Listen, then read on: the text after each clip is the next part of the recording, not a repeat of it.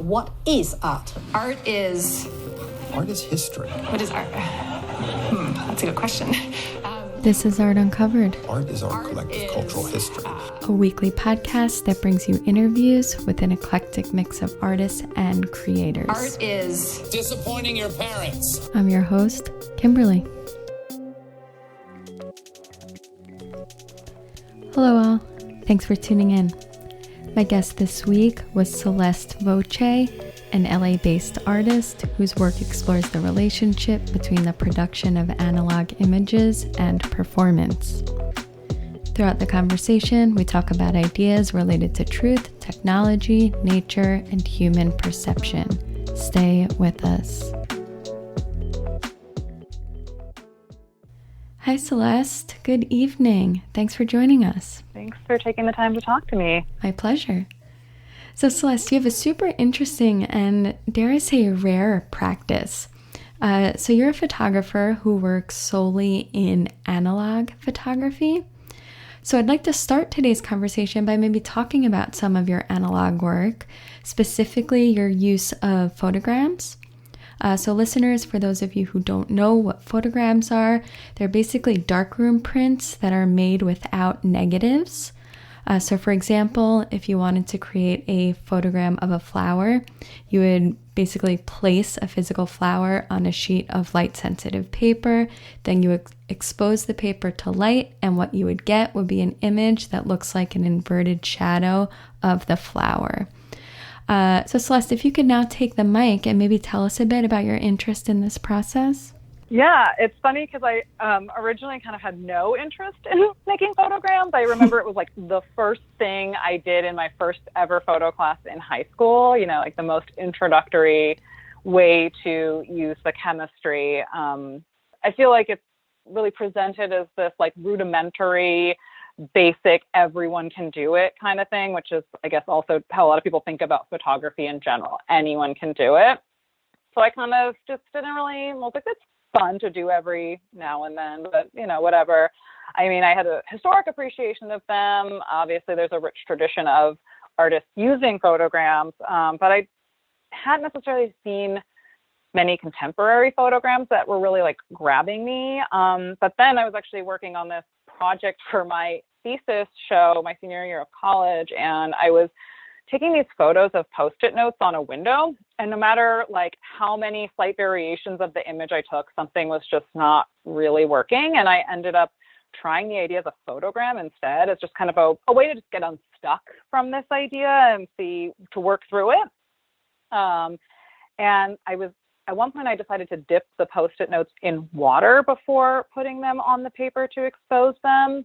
And something about that, it worked for that final image, and I was happy with it. But still, for many years, it was just kind of that one photogram. It wasn't like that ignited this spark that continued. But it was a moment that did make me open to using them again at all. And I was using the darkroom at Barnstall Art Park in Los Angeles for many years, and I was strictly printing negative because, you know, I didn't want to like mess up the chemistry that I was sharing with other people. And the people that were sharing the space and also using it at the same time as me, they're more hobbyists, which I don't mean pejoratively at all. And while they also weren't making photograms, we would have conversations about experimental processes just as more of an outgrowth in their interest in learning more about analog photography. Cool. And it wasn't until I finally built a darkroom in my garage a few years ago that I decided I could get a little messy, and that actually meant revisiting photograms. And I remember listening to Host the Planets. I went to the Hollywood Bowl for like one of their classical nights, and it just for some reason got me thinking about photography as like an avenue to be more abstract and less literal.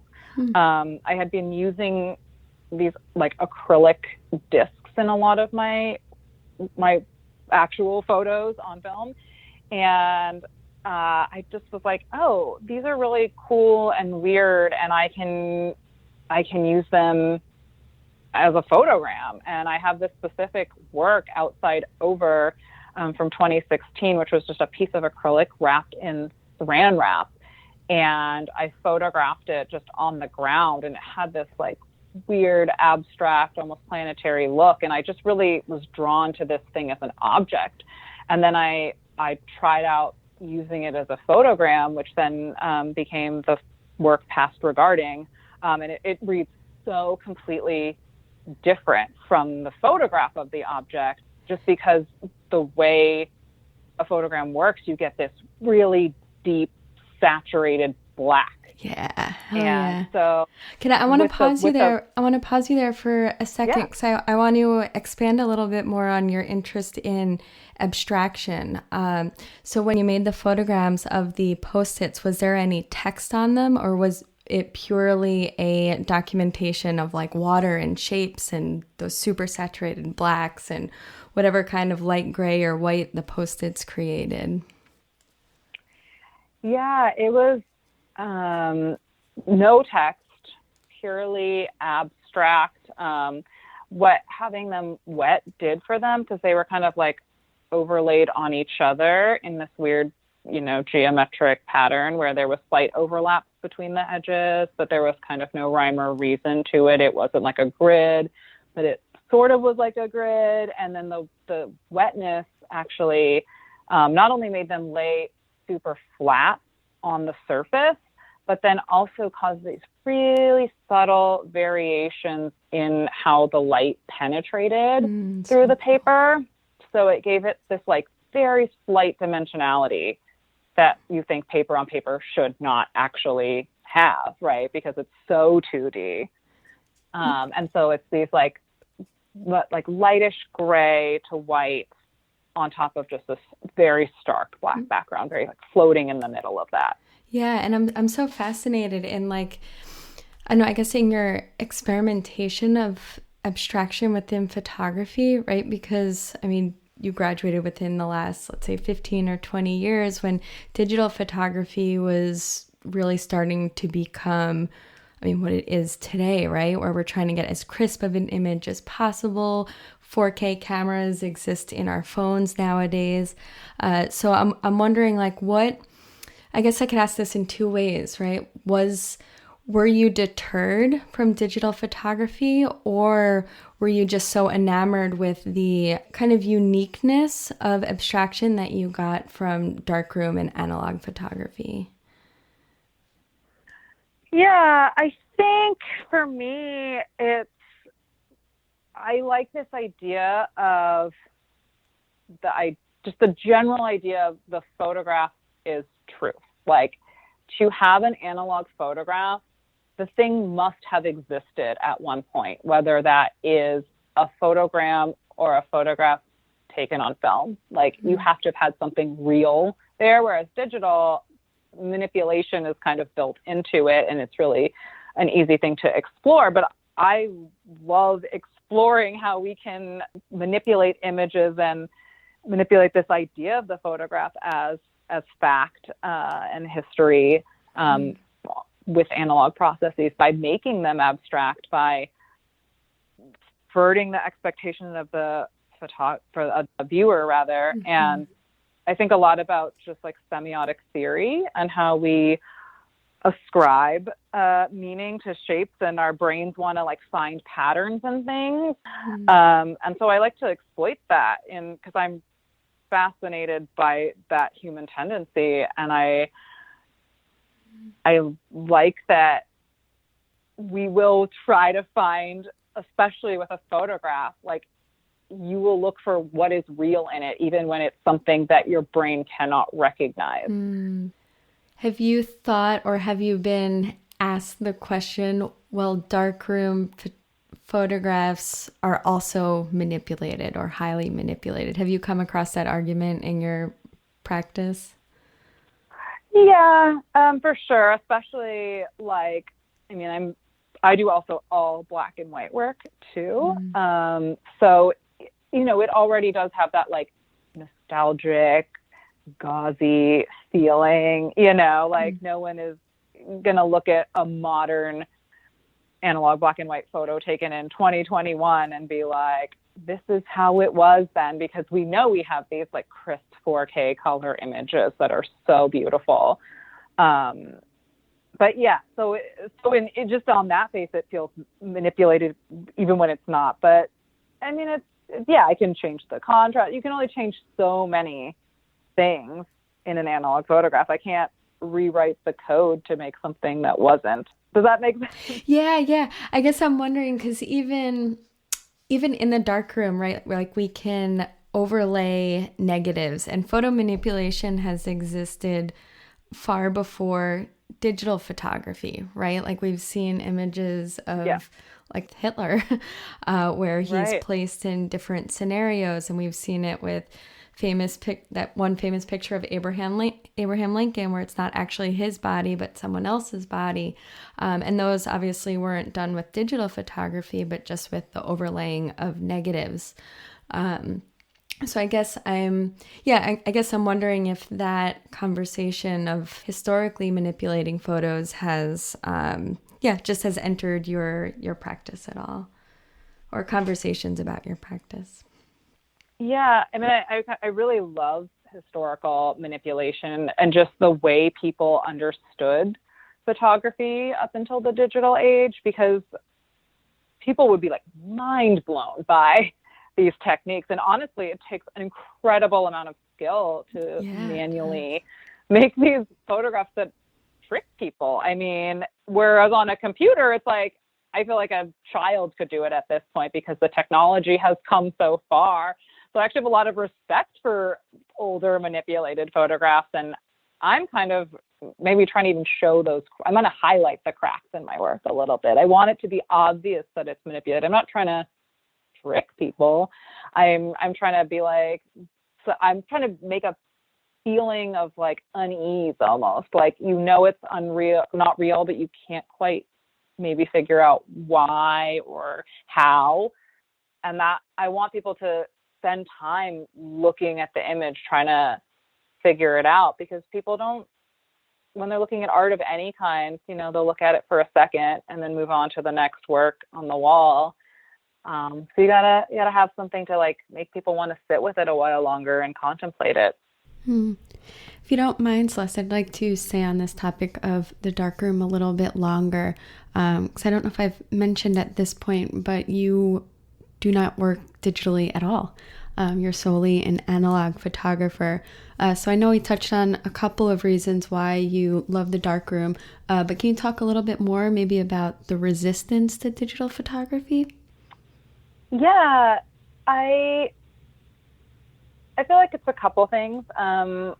One part of it is that I just really don't like working in Photoshop on a computer. It just doesn't feel fulfilling to me. And the other part is, printing in a darkroom is like a meditative performance for me. It really forces me to slow down, and it forces me to kind of reckon with what is possible with a specific image at a specific time. Like, I can be done with the work if I'm like, this actually is just not working, and that's okay. I can either reshoot it, I can scrap it, but I have to make decisions about a work. I have to finish the work in some way. Whereas with digital, I think I would just tweak it to death in a way that I would never finish any works, and they wouldn't, I don't know, the intuition of working analog is also really important to me in my work. It is something that it just connects it to within, it's so personal.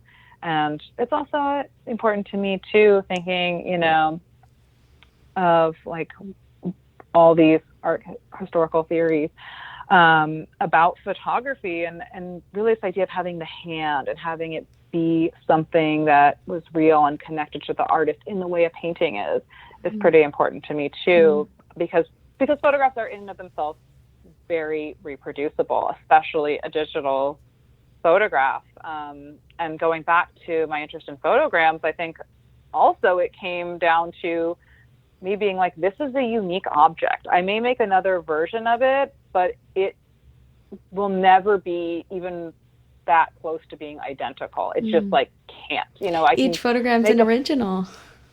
Yeah, and even when you make a photo from a negative that's in an edition, you can make them pretty much the same, especially if you're printing at the same time, you're going to get it pretty much right on. But like even just the manual act of putting something on the paper and placing it and exposing it. Brilliant. You will never be able to do that like so precisely that 3 versions of it or however many versions of it are completely interchangeable. They will always have enough of a variation to make them super unique. And I think that I want people to appreciate that about photo. I don't want them to, I feel like it gets undervalued because of the idea of reproducibility. This is Art Uncovered. We'll be right back. Thanks again for tuning in, all. As you may have noticed, this podcast has shifted away from the BTR Today platform as that company has since dissolved. But don't fret, I'm going to continue producing this podcast on a weekly basis. If you are following this podcast on Spotify, you may have to follow the new podcast, which is called Art Uncovered Podcast. The logo is a little bit different than the previous one. The new one is a bit more graphic and it has a bright yellow rectangle on the upper right hand corner as an easy identifier. So yeah, that's about it. Otherwise, the content will stay the same. Thanks for continuing to listen. And now back to the episode. Welcome back. Before the break, Celeste and I were talking about her interest in analog photography and its relationship to performance. And we'll return now by talking about how Celeste shares her analog images on the digital platform. Okay, so I have not seen your work in person, right? So like we live on the other side of the country. Hopefully one day I will be able to see your work in person. But as of now, I have not seen your work in person. I have seen it through the screen, right? So there is some act of digitizing your work in order to share with the world, right? So I'm curious what your thought is on the fact that you have these one-of-a-kind, beautifully printed darkroom prints, but the only way to share it in a democratic fashion is to take a digital photograph and then share it through a screen. Do you have any thoughts on that? I do. I have many thoughts on that because I always wonder how people like you who have not seen my work in person interpret it differently than someone who has seen it in person first. Because I think that you'll get more of this idea of like, oh, wow, like I see so much more detail, or I really get a sense of the scale now that I'm seeing it in person. Whereas that's kind of the expectation when you see a painting that you've only seen a photo of and then you see it in person. Like, you know that you're going to have that experience. But I think when people only see a photograph of a photograph, they don't think there's going to be that kind of contrast. And for me, like, scale of work is really important. And also those details that, I mean, I guess in a really high res scan of my work, you might see, but even then it's so different because you're zooming into a digital image versus like physically staring at the work and seeing these features without even trying. Yeah. I'm curious about the value of your work, and I'm not sure if you have sold your work, if you would like to, if you're resistant to it. But do you think that like one of a kind photograms, do you know if they sell more than like a darkroom print versus a digital print? I mean, I know digital prints often, well, I mean, and analog prints, but when the bigger they are, the more they sell for. Okay. I think so much of the art market feels like tied to size and value, which like I get kind of, but at the same time, I'm also like, well, just because you printed it at that size doesn't mean it was like that much different than printing it at a smaller size, and the material cost is that different. Right. I mean, all my work is very small. I really like want people to like have to be intimate with it. I want them to get close to it. You know, I feel like larger works are great. They're beautiful, but you don't have to get that close to them unless you want to, or I want to make people have to get close to my work and engage with it a little more directly. But as far as myself, I do price photograms higher because they are, you know, unique works, and my hand is really in it.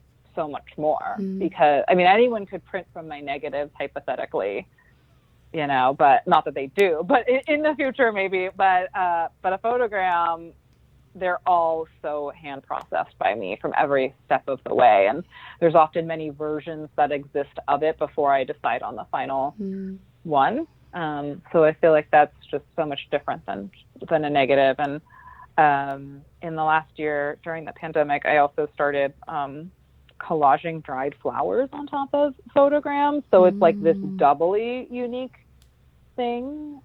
And I feel like those are, I really love them. They're really special and also really feel kind of related to Victorian photography in a lot of ways, where they had a lot of connections to other objects, where they were putting them in little boxes or including them with locks of hair and things like that. So I like this idea of really connecting these two things in a different way than they did back then, and bringing it to a bit more modern, but it's nostalgic at the same time. Yeah, brilliant. Yeah, I want to stay on this topic a little bit more about like what is actually pictured in your photograms. So what are some of the objects that you capture through this technique? So with the photograms, I'm using a lot of transparent materials. Again, because of the way the black saturates with these transparent materials over that, the way, you know, if they have an edge that reads one way, if it's like I use a lot of plastic wrap, and that if you like fold it in different ways, you can get all these weird depths through it that are really, I think, exaggerated more than they are in real life. And I also have been using a lot of water. On the original photogram I did with the Post-its, the water was very much just a tool to flatten the paper. But lately I've been using water, you know, bigger drops on the paper to have that dimensionality to it. And it almost does has like a weird solarizing effect in some ways. It reminds me a lot of these like photographs of like deep space that are these weird abstract specks. And I love that the water kind of echoes that. And yet it's so completely different when you think about what deep space is. Like those are specks of light that are being transmitted here. They're like other, you know, planets and suns and all these crazy things. But like this weird water drop pattern can like evoke that. Going back to the idea of using semiotics in my work.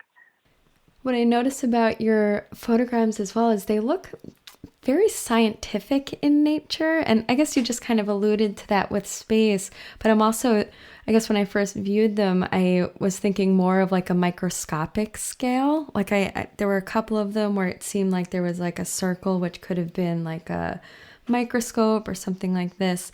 So I'm wondering if you think about the sciences and its relationship to photography at all. Oh, absolutely. Some of the objects I use are actually Petri dishes. Oh, there we go. Yeah, because I love tools of science. I really love Bernice Abbott's science photographs.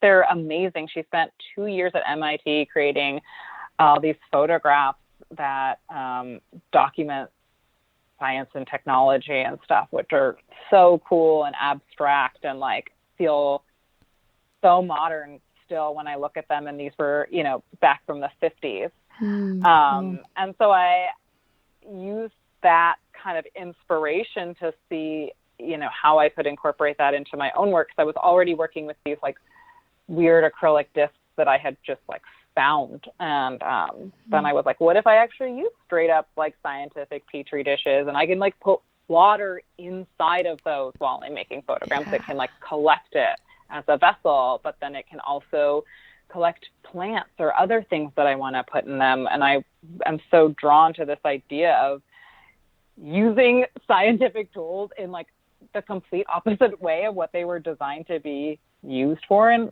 some senses. Yeah, totally. Yeah, because what I'm thinking of now is like in your work is embedded this idea of, as you mentioned, like semiotics and abstraction and the symbol and the sign.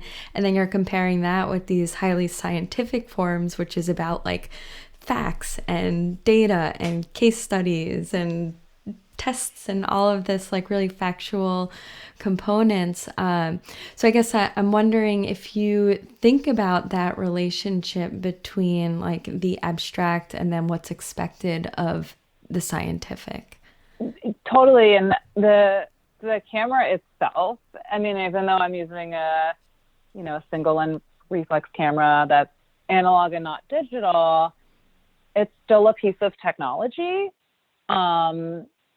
And I'm so interested in this idea of it being such like, in some ways, a simple type of technology compared to, some of the amazing things that we have developed over the past like 100 years technologically. But just so contrasted that with like what I am actually photographing a lot of the times is, cool. more natural and things like that. And then the photograms kind of like, to me, tie these things together where it's kind of highlighting the tools, because you don't see the camera. I mean, not all, you usually do not see the camera in the final photograph, right? It's just the tool used to make it. But the photogram, I want to like maybe reveal the tools a little bit. Brilliant.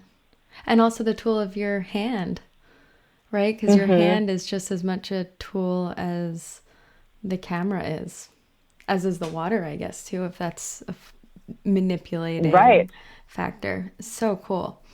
So cool. So I do want to talk about one other component to your work, which aesthetically is very related, but I'm not talking about the photogram necessarily, but more so still life photography.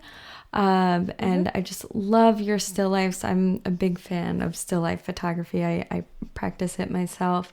But yours have obviously, as we mentioned, you only work in black and white analog, and they're very soft in focus. But aesthetics aside, I'm really interested in your subject matter. So you have objects such as plants and mirrors. So I'm wondering if maybe you could talk about your decisions to use such objects. Well, I think my interest in mirrors, I mean, besides being like a huge Barbara Caston fan and loving how she uses mirrors in her work, but also just, I mean, the camera itself has a mirror that's integral to its process, and in the same way as the photograms, showing the technology behind its making,